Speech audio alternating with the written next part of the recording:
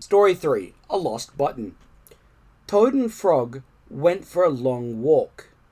They walked across a large meadow. They had walked in the woods. They had walked along the river. At last they went back home to Toad's house. "Oh, drat!" said Toad. "Not only do my feet hurt, but I have lost one of the buttons on my jacket." "Don't worry," said Frog. "We will go back to all the places where we walked. We will soon find your button." They walked back to the large meadow. They began to look for the button in the tall grass. "Here is your button," cried Frog. "That is not my button," said Toad. "That button is black. My button is white." Toad put the black button in his pocket. A sparrow flew down. "Excuse me," said the sparrow. "Did you lose a button?" "I found one." "That is not my button," said Toad. "That button has 2 holes. My button had 4 holes." Toad put the button with the 2 holes in his pocket. They went back to the woods and looked on the dark paths. "Here is your button," said Frog. "That is not my button," cried Toad. "That button is small. My button was big." Toad put the small button in his pocket. A raccoon came out from behind a tree.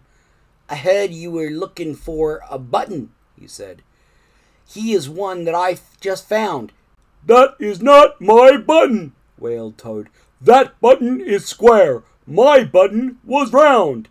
Toad put the square button in his pocket. Frog and Toad went to the river. They looked for the button in the mud. "Here is your button," said Frog. "That is not my button," shouted Toad. "That button is thin. My button was thick." Toad put the thin button in his pocket. He was very angry. He jumped up and down and screamed, "The whole world's covered with buttons, and none of them is mine." Toad ran home and slammed the door. There, on the floor, he saw his white, 4-holed, big, round, thick button. "Oh!" said Toad. "It was here all the time. What a lot of trouble I have made for Frog." Toad took all of the buttons out of his pocket.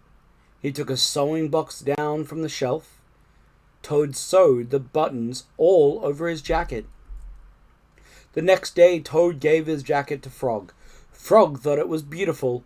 He put it on and jumped for joy.